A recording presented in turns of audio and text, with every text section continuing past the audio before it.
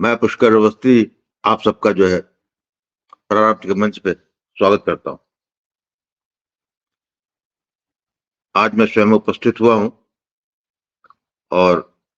आज मैं जिस विषय में बात करना चाहता हूं वो विषय है परिवारवाद, राजनीति में परिवारवाद। इसको लेके हमारे प्रधानमंत्री नरेंद्र मोदी जी 2000 के चुनाव से पहले ही जो है इसको एक मुद्दा, राजनीतिक मुद्दा बना चुके हैं।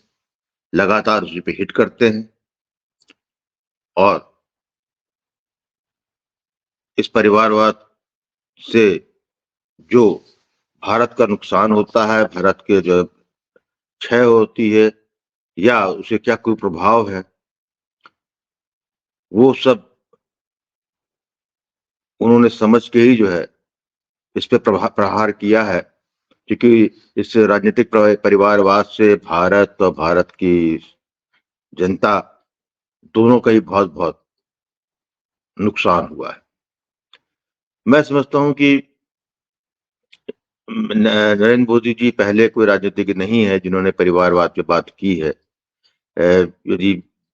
आप पूर्व में चले जाए तो 60 के दशक में ही जो है के बाद जो है जब नेहरू जी ने जिस तरीके से इंदिरा गांधी को कांग्रेस अध्यक्ष बाद में जो है इंफॉर्मेशन ब्रॉडकास्टिंग मिनिस्टर बनवाया और उसके बाद जो है लाल बहादुर शास्त्री के बाद जिस तरीके से जो है उनको प्रधानमंत्री पद पे बैठाया गया, बैठी, और जिस तरीके से अ, लाल बहादुर शास्त्री जब नेहरू जी की मृत्यु के बाद लाल बहादुर शास्त्री प्रधानमंत्री बने तो उसके बाद भी उन्होंने जो है जो नेहरू जी का आवाज था, प्रधानमंत्री आवाज था, उसको नहीं खाली किया और शास्त्री जी को प्रधानमंत्री होने के बाद भी दूसरे मकान में रहना पड़ा।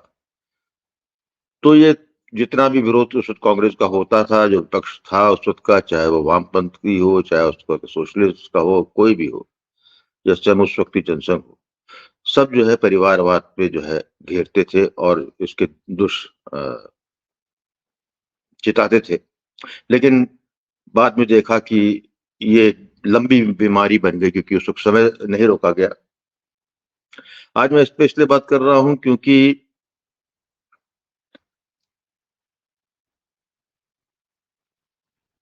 आज जो हम देख रहे हैं वर्तमान में भारत में जो भी हो रहा है उसमें कुछ ऐसा नहीं हो रहा है जो भारत के इतिहास में उस घटना को दर्ज न किया गया हो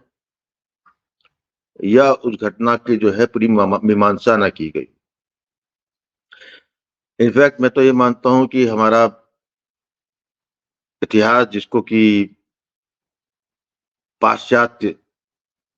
बौद्धिकता में, पाश्चात्य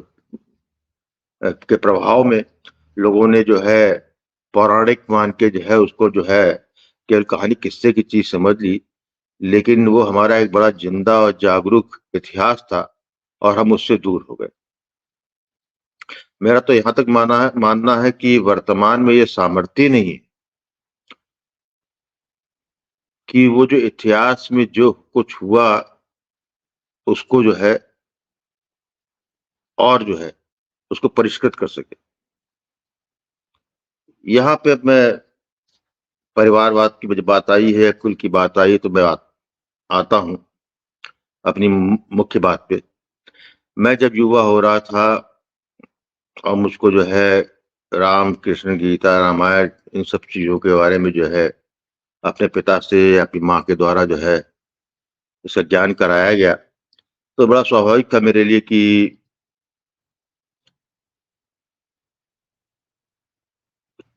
श्री कृष्ण के चरित्र से जो है प्रभावित होना, क्योंकि ये संभव ही नहीं है कि श्री कृष्ण जी के चरित्र से जो है कोई व्यक्ति प्रभावित ना हो। मैं सोचता हूं कि श्री कृष्ण भारतीय इतिहास के युग पुरुष, और यदि जो है उनका जो है उनके, और मेरा मानना है कि उनके द्वारा कुरुक्षेत्र में दिए गए गीता ज्ञान को उनसे अलग भी कर दिया जाए तो जो श्री कृष्ण की जो पूरी जीवन यात्रा है, जो उनकी यात्रा जो कुछ हुआ वो सब यदि जो है उसके मर्म को यदि व्यक्ति समझ ले, तो जो है उसकी वर्तमान में बहुत सी दुविधाएं, बहुत से शंकाएं वो दूर हो सकती हैं। लेकिन एक वर्तमान का एक दंभ होता है कि वो इतिहास में जाकर झांकने में की बजाय, झांक के उसे सीखने के बजाय जो है वो वर्तमान की कोख से ही जो है भविष्य लिखने का दुस्साहस करता रहता है। श्री कृष्ण जी को लेके मुझे को सबसे ज्यादा विस्मयकारी घटना के जीवन में जो लगी, और उसका प्रश्न मुझे तब जब मैं युवा था उत्तर नहीं मिल रहा था, वो यह था कि श्री कृष्ण ऐसा व्यक्तित्व जो योगी भी था, दार्शनिक भी था, व्यवहारिक भी था, जो बौद्धिकता की परिकाष्ठा पे था, दर्शन शास्त्री था, ऐसा विशाल व्यक्तित्व जो त्रिकालदर्शी भी था, उसने उसकी मृत्यु इतनी साधारण क्यों हुई? एक बहेलिया तीर चलाता है, उनकी एड़ी में लगता है और वो मृत्यु को चले जाते। तो यहां पर श्री कृष्ण के व्यक्तित्व से उनकी मृत्यु का सामंजस्य नहीं बैठता। मृत्यु तो हुई उनकी, लेकिन साथ में उन्होंने अपनी आंखों के सामने अपने बच्चों, अपने लड़कों, अपने रिश्तेदारों, अपने संबंधियों, अपने कुल की मृत्यु, विनाश भी देखी। तो मेरे स्वाभाविक अच्छा प्रश्न था कि जो आदमी त्रिकालदर्शी हो, जो मानवीय संभावनाओं और संवेदनाओं का बहुत ही अच्छा ज्ञाता हो, उसने अपनी मृत्यु का चयन ऐसे कैसे होने दिया? आज जब मैं 65 वर्ष का हो गया हूं और जीवन को बहुत कुछ सार समझ भी आने भी लगा है, तो मुझे आज समझ में आता है कि श्री कृष्ण जी की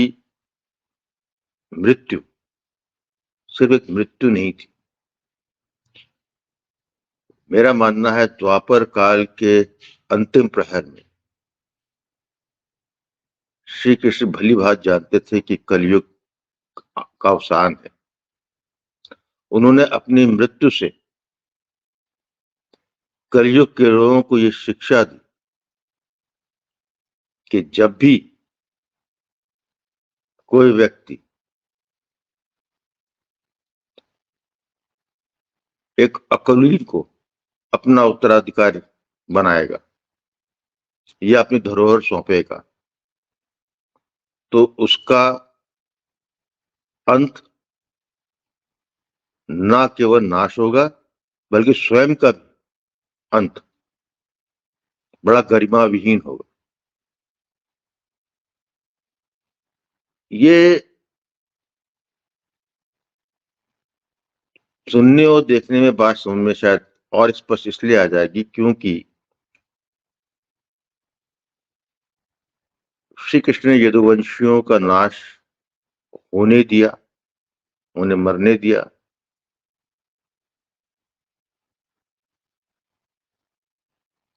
अब जब वर्तमान में आते हैं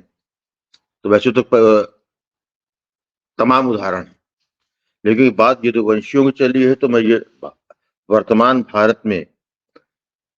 दो यदुवंशियों का जिक्र करूंगा जिन्होंने शताब्दियों से जो नेपथ्य में थे, जिनके पास शक्ति नहीं थी, जिनका जो है भारत के समाज में जो है वो स्थान नहीं रह गया था, पिछड़े हुए थे। दो लोगों ने, यादव कुल के, एक उत्तर प्रदेश के मुलायम सिंह यादव और एक बिहार के लालू प्रसाद यादव, इन दोनों ने राजनीतिक संघर्ष किया, जमीन से उठ के आए, राजनीतिक सत्ता हासिल की और अपने कुल यादवंशियों को आगे बढ़ाया। इन दोनों ने ही अपने एक ही जीवन काल में वो सब किया, यदुवंशियों को, अपने यादव कुल को इतना बढ़ाया, उनको इतना समृद्ध किया कि जिसको जो है सही मार्ग से करने में कई पीढ़ियां गुजर जाती।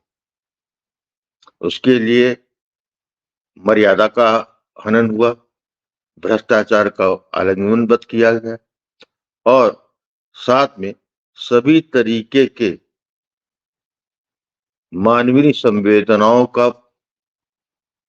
तिरस्कार किया। इन दोनों यदुवंशियों ने, जो बात बात पर अपने यदुवंशी कहते हैं और श्री कृष्ण को ओन करते हैं, उन्होंने उनको केवल अपने, क्योंकि यादव यादव है इसलिए जो है श्री कृष्ण को ओन किया, लेकिन उनसे कुछ सीखा नहीं। यदि उन्होंने सीखा होता कि यदुवंशियों का क्यों ह्रास हुआ, क्यों पतन हुआ और श्री कृष्ण जैसे व्यक्ति ने उसको होने दिया, तो उन्हें समझ में आ जाता, लेकिन नहीं किया। उसका परिणाम क्या हुआ? परिणाम ये दिखा मुझे कि मुलायम सिंह अपने अंत तक जो है गरिमा विहीन हो चुके थे, शिथिल हो चुके थे, कमजोर हो चुके थे और अपने सामने ही जो है जिस पुत्र को आगे बढ़ाया था, उन्होंने उसी ने ही जो उनको जो है उनकी ही पार्टी से चलता किया। दूसरी ओर आप यदि लालू प्रसाद जी के चले जाए तो वो तो भ्रष्टाचार में इतने कंठ से डूबे रहे कि आज जो है अपराधी हैं, जेल से सजा याफ्ता है, भले ही बेल में है, आज भी उनका सारा मोह, सारा उनकी सारी राजनीति इसी पे चल रही है कि उन अपने बेटे तेजस्वी को एक दिन मुख्यमंत्री बिहार का बनता हुआ देख लें और स्वयं में इस वक्त जो है अप्रासंगिक पड़े हुए। इनका निश्चित रूप से अंत वैसा ही होने वाला है और ये दोनों ही कुल, जो 2024 का चुनाव आप देख रहे हैं, इसमें आप जो है मुलायम सिंह से द्वारा खून पसीने से जीती गई समाजवादी पार्टी, उनके द्वारा एक अयोग्य पुत्र को मुख्यमंत्री उत्तर प्रदेश पद का बैठाना, वो 2024 के बाद जो है प्रासंगिक तो नहीं रहेगा निश्चित रूप से, लेकिन वो समाजवादी दल अपने आप में रह पाएगा नहीं रह पाएगा, इस पे प्रश्न चिन्ह लग गया और यही खोता हुआ मैं जो है बिहार में देख रहा हूं राष्ट्रीय जनता दल के साथ। जब इसको देखते हैं और ये बीमारी इतनी गहरी है, तब आपको समझ में आता है कि नरेंद्र मोदी जी परिवारवाद को लेकर क्यों इतना ज्यादा जो है टची है, उसको लेकर क्यों इतना कठोर है, क्यों उसको जो है स्वीकार करने को तैयार नहीं है, क्योंकि वो जानते हैं कि भारत और भारत का भविष्य इस परिवारवाद ने जो है चौपट किया है। इस परिवारवाद ने और भारत की जनता का भी, इसलिए जो है उनके लिए ये बड़ा जरूरी था कि ये जो परिवारवाद की बीमारी भारतीय राजनीति में लगी है, उसको समूल नष्ट करें। और मैं समझता हूं कि नरेंद्र मोदी जी की उपस्थिति वर्तमान में भारत और सनातन दोनों को बचाने की उपस्थिति है और यह प्रारब्ध है भारत का भी और सनातन का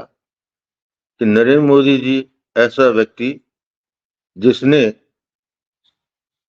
एक राह दिखाई, एक मार्ग ये दिखाया कि उन्होंने पूरे भारत को ही ओन कर लिया। उनका अपना कोई परिवार नहीं, उन्होंने कोई कुल नहीं बनाया, लेकिन आज जो है भारत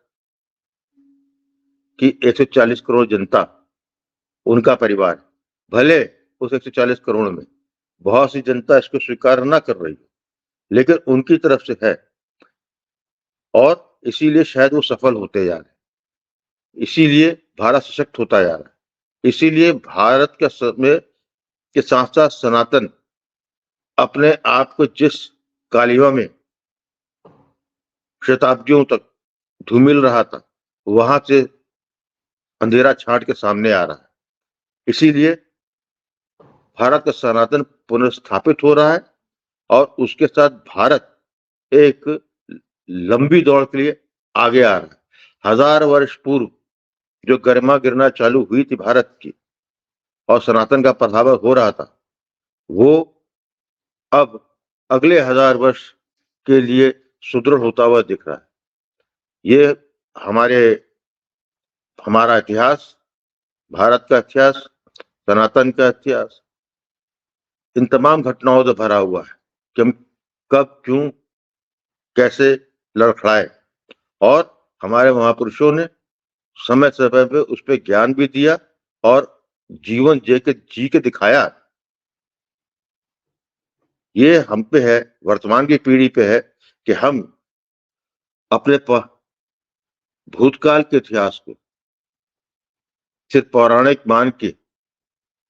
बांचने को छोड़ के उनको जो है चरित्र रूप में अनुसरण करें, समझे, तो आपको समझ में आ जाएगा कि भारत आज यहाँ क्यों है, इस स्थिति में आया और जो प्रधानमंत्री नरेंद्र मोदी जी द्वारा जो चोट की जा रही है परिवार राजनीति में परिवारवाद की,